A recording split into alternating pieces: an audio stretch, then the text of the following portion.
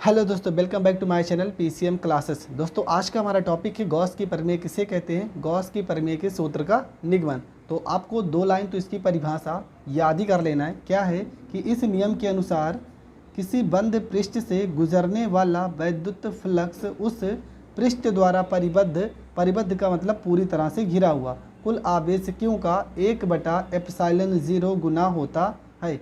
ये आपकी हो जाएगी डिफिनेशन अच्छे से समझ लेना है। इस नियम के अनुसार किसी बंद पृष्ठ से गुजरने वाला वैद्युत फ्लक्स उस पृष्ठ द्वारा परिबद्ध कुल आवेश Q का 1/ε0 गुना होता है। ये हो जाएगी इसकी डिफिनेशन। अब पहले हम इसको समझ लेते हैं, फिर यहाँ पे आपको अच्छे से हम कैसे लिखना है वो समझाते हैं।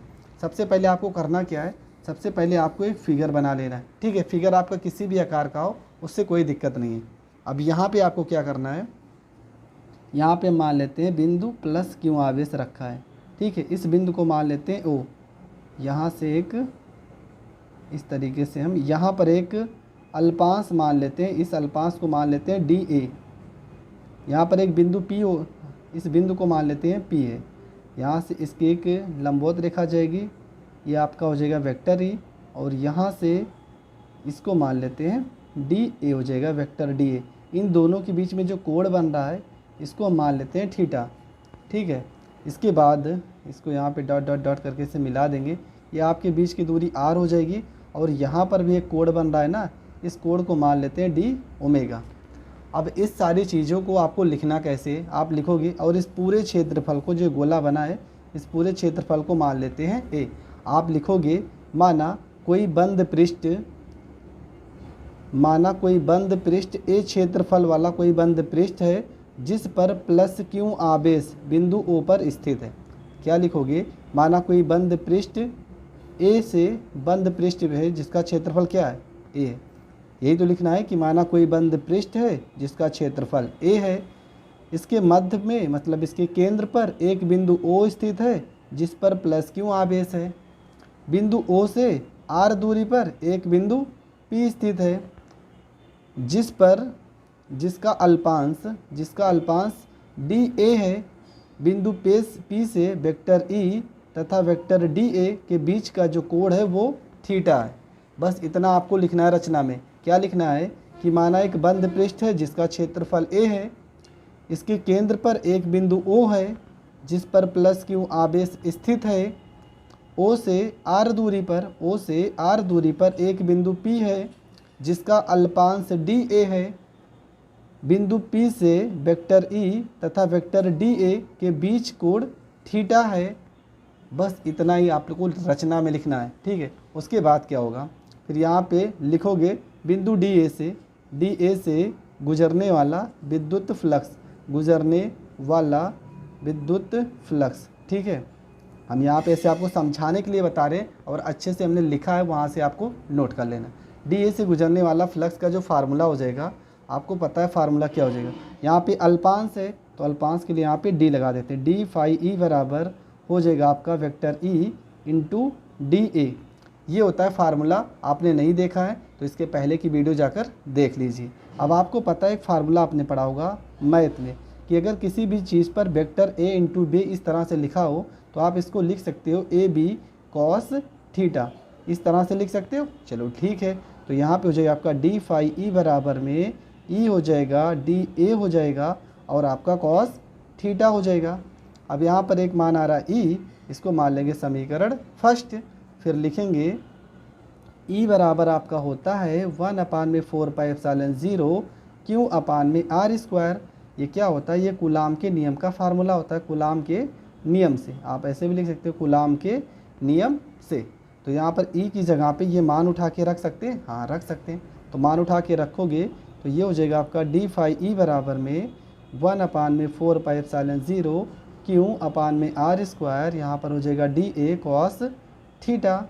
अब लिखोगे पूरे पृष्ठ के लिए। ठीक है, ये तो आप किसका निकाल रहे हो, तो अल्पांश का निकाल रहे हो। जो DA आपका अल्पांश है उसका मान ये निकल के आया है। पूरे पृष्ठ के लिए जब आप निकालोगे तब यहाँ पे हो जाएगा आपका समाकलन का चिन्ह। ये होता है, यहाँ पे से बंद कर देंगे तो ये बंद पृष्ठ के लिए हो जाएगा। तो ये हो जाएगा आपका D फाई E हो जाएगा यहाँ पर भी ऐसे बनाएंगे 1/4πε0, यहाँ पे क्यों अपान में आर स्क्वायर, ये हो जाएगा डी ए, यहाँ पे हो जाएगा कॉस थीटा। यहाँ से ये डी से ये समाकलन का चिन्ह हट जाएगा, क्योंकि आपने फार्मूला पढ़ा है इंटीग्रल डी एक्स बराबर क्या हो जाएगा, एक्स होता है ना, तो ये डी से ये कट जाएगा, तो आपका क्या आ जाएगा, फाई ई आ जाएगा। और यहाँ पे ये सारे अचर पद हैं, क्यों 1/4πε0, क्यों 1/4πε0, ये सारे के सारे अचर पद हैं, इसको हमने ले लिया बाहर।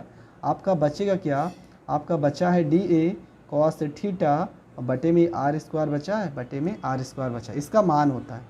आपने पहले की वीडियो देख लीजिए, वहाँ पर हमने बताया है डी ए कॉस थीटा बटे में आर स्क्वायर, इसका मान कितना होता है, इसका मान होता है डी ओमेगा। ठीक है, इसका मान होता है डी ओमेगा। चलो ठीक है, सॉरी ये नहीं, सिर्फ इतने का मान होता है डी ओमेगा। तो ये हो जाएगा आपका फाई ई बराबर में क्यों अपान में 4πε0, इस पूरे की जगह पे आपका क्या हो जाएगा, डी ओमेगा। तो और इतने का मान कितना होता है, इतने का मान होता है डी ओमेगा बराबर जो मान होता है इसका मान होता है 4π, किसके लिए, पूरे पृष्ठ के लिए। ठीक है, पूरे पृष्ठ के लिए इसका मान होता है 4π। तो यहाँ पे मान उठा के रख देंगे, तो ये हो जाएगा फाई ई बराबर में क्यों अपान 4πε0 गुणे में डी ओमेगा की जगह पे क्या रखोगे, 4π रखोगे, 4π से 4π कट जाएगा, फाई ई बराबर हो जाएगा क्यों बटे में एप्सिलॉन 0। यही तो आपकी क्या है, यही आपकी गॉस की प्रमेय है। अब इस चीज़ को आपको समझना कैसे है और लिखना कैसे है, चलो समझते हैं। तो ये है आपका फिगर। आपको फिगर में हमने क्या बताया था, रचना आपको कैसे लिखनी है कि माना कोई बंद पृष्ठ ओ है। ठीक है, हमारे साथ पढ़ते जाओ और बोलते जाओ। माना कोई बंद पृष्ठ ओ है जिस पर प्लस क्यू आवेश स्थित है, और ये बंद पृष्ठ जो है इसका क्षेत्रफल कितना है, ए है। रचना अपने आप से लिखी जाती है, बनाकर लिखा जाता है, ज़रूरी नहीं जैसे हमने लिखा है आप ऐसे ही लिखो, आपका आगे पीछे भी हो जाता है तो कोई दिक्कत नहीं है। ठीक है, यही तो लिखियो कि माना कोई बिंदु प्लस क्यू आवेश बंद पृष्ठ ए के अंदर ओ बिंदु पर स्थित है। ओ से आर दूरी पर एक बिंदु पी स्थित है। बिंदु पी पर एक अल्पांश डी ए है। बिंदु पी डी ए तथा वेक्टर ई के बीच जो कोण है वो थीटा कोण है। इतना आपको रचना में लिखना है। इसके बाद यहाँ पे देखो हमने रचना भी लिख दिया है आपको याद करने के लिए कि माना कोई बिंदु आवेश प्लस क्यू बंद पृष्ठ ए के अंदर ओ बिंदु पर स्थित है। ओ बिंदु आर दूरी पर एक बिंदु पी पर स्थित है। बिंदु पी पर एक अल्पांश डी ए है।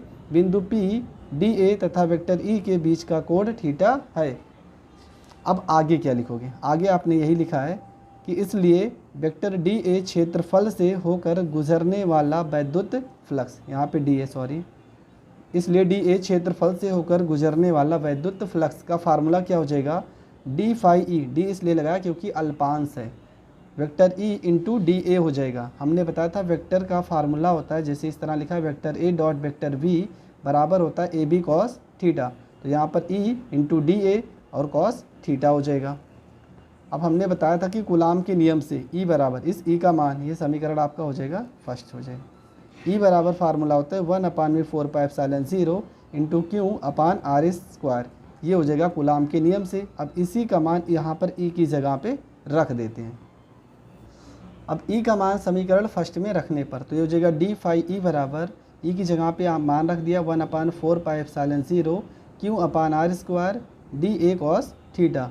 लेकिन संपूर्ण पृष्ठ के लिए, ये तो हमने जो लिखा था ये तो अल्पांश के लिए है ना, ये पूरा समीकरण अल्पांश के लिए। लेकिन संपूर्ण पृष्ठ के लिए जब देखेंगे तो यहाँ पे इंटीग्रेशन मतलब समाकलन का चिन्ह आ जाएगा। संपूर्ण पृष्ठ के लिए बीच में से हम गोला बना देंगे, तो ये जगह डी फाई ई यहाँ पे संपूर्ण पृष्ठ के लिए लग गया 1/4πε0 Q upon R square D A cos theta. Q upon में 4πε0 ये अचर पद है, इसको हमने निकाल लिया कहाँ, इसको निकाल लिया बाहर। अब ब्रैकेट में क्या बचेगा, समाकलन में D A cos theta upon R square, और इस पूरे का मान कितना होता है, इस पूरे का मान होता है डी ओमेगा। तो इस पूरे की जगह पे हमने क्या लिख दिया, इस पूरे की जगह पे हमने लिख दिया है डी ओमेगा। यहाँ पर देखो डी ओमेगा लिखा है, और डी ओमेगा का मान कितना होता है, डी ओमेगा का मान हो जाएगा 4π संपूर्ण पृष्ठ के लिए। तो यहाँ पे आपका हो जाएगा 4π, 4π से 4π कट जाएगा, और ये फाई ई का जो मान आएगा वो क्यू अपान एप्सिलॉन 0 हो जाएगा, और यही आपकी हो जाएगी गॉस की प्रमेय। तो दोस्तों गॉस की प्रमेय बस इतना था। इसके बाद का जो होगा वो गॉस की प्रमेय से रिलेटेड जितने भी डेरिवेशन है उन सारे डेरिवेशन को बताया जाएगा। अगर आप हमारे यूट्यूब चैनल पे नए हैं तो चैनल को सब्सक्राइब करना ना भूलें, जिस कारण आपको हाई स्कूल और इंटर की बहुत ही बेहतरीन तरीके से सारी की सारी क्लासें प्रोवाइड कराई जाएंगी और आपका 100% सारा का सारा डाउट क्लियर हो जाएगा। तो मिलेंगे नेक्स्ट वीडियो में, तब तक के लिए जय हिंद, जय भारत।